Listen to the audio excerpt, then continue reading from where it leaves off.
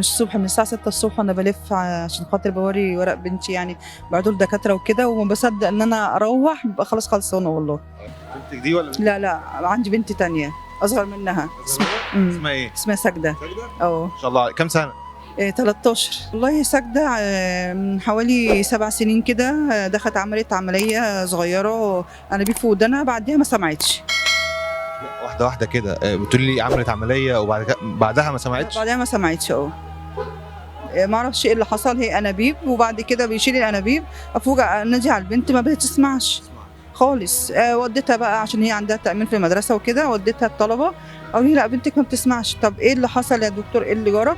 قال لك مش عارفة بقى خطأ من عند الدكتور ولا من عند ربنا، ما تعرفش. ما حاولتِ إن أنتِ تعملي لها عملية؟ والله ما حاولتش ليه، الشغل بقى والمصاريف بتزيد عليا وانا لوحدي معيش غير ربنا سبحانه وتعالى، وأربع عيال يعني مفيش مكان حتى الواحد يستريح فيه تاخد راحتك فيه. عايشة فين يا ست؟ أنا عايشة مع والدتي حاليا دلوقتي، يعني أوضتين وصالة وأربع عيال ووالدتي. الدنيا الحمد لله رب العالمين، نحمد الله على كل حال. ليه أنتِ اللي بتلفي بالورق؟ هو فين أبوها؟ لا أنا منفصلة. يعني ما موجود يعني. هو موجود بس مفيش مع حالنا احنا يعني أنا معايا بنتين وولدين، ومن ساعة ما فصلت عنه بقى لي 10 سنين أهو وأنا قاعدة مع حالي، قاعدة عند والدتي، شوية عند والدتي شوية عند أختي، بيت العيلة يعني، بس هي أخدت الشقة عشان بيتها وقع. أنتِ معاكِ بنتين وولدين. اه. خليني أسألِك سؤال المسابقة ونشوف يمكن تكسبي معايا يعني. إن شاء الله بإذن الله. أكيد صرفتِ كتير النهارده. الحمد لله رب العالمين. الحمد لله. إحنا كمسلمين عندنا شهر من الشهور بنلقبه بشهر الصوم والعبادة. الشهر ده تفتكري شهر إيه؟ شهر رمضان، كلنا الحمد لله مسلمين موحدين بالله. شهر رمضان؟ إن شاء الله. متأكدة؟ بإذن الله. شهر الصوم والعبادة هو شهر رمضان. شهر رمضان. ما أنتِ معلوماتك حلوة وقوية. لا مش قوي كده، بس الشقة حاجة سهلة يعني مش صعبة سؤال قوي. صعب والله. لا والله الحمد لله الحمد لله. هتصومي في رمضان؟ ربنا يقدرني، بس لو ما خدتش كيماوي وما دخلتش عمليات ان شاء الله صايمه باذن الله. المفروض ان انت تاخدي كيماوي. لا مش عارف انت الدنيا صعبه ليه كده؟ الدنيا متكعبله. والله الحمد لله ربنا بيحط البنات في اختبارات، والحمد لله احنا صامدين وحامدين اللي ربنا بيديهولنا. انا سالتك سؤال وانت جاوبت عليه. الحمد لله. انت دي هديتك، مبروك عليكي 500 جنيه. بسم الله الرحمن الرحيم، بسم الله ما شاء الله، بسم الله الرحمن الرحيم، بسم الله الرحمن الرحيم، ما شاء الله لا قوه الا بالله. ربنا يكرمك يا رب. احنا سالنا الحاجه سؤال صعب وجاوب. تمام. هسالك كمان سؤال بس هو اصعب شويه. تمام، هسالك سؤال بس اصعب شويه، لو جاوبت عليه ليك هديه مني. ان شاء الله ان شاء الله. احنا قلنا شهر الصوم والعباده هو شهر رمضان، صح.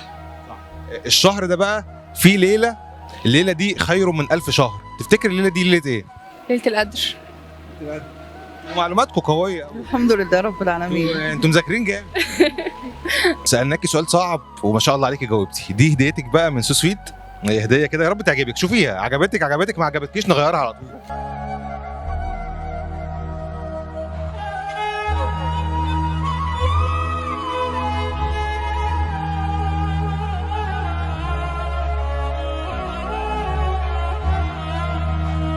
اخر مره جابت لك هديه في عيد الام امتى؟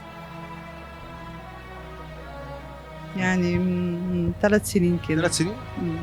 اخر هديه في عيد الام كانت من 3 سنين؟ طب والله العظيم لا تاخدي هديه مننا. ربنا يكرمك يا رب.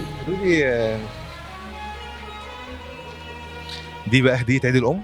ربنا يكرمك يا رب، ربنا يعزك يا رب، ربنا يكبر بخاطرك يا رب. ساجده كام سنه؟ 13. 13 سنه؟ جبت لها هديه، اخر مره جبت لها هديه امتى؟ لا هي حظها وحش معايا.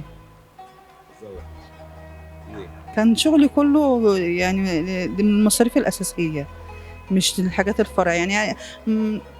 الفسحة الوحيدة اللي ممكن أخدهم ممكن أروح مثلا أقعد على البحر شوية وخلاص، حبة ذرة مش عارفة إيه وخلاص، لكن إن أجيب هدية وكده للأسف ما مفيش رفاهية. لا خالص.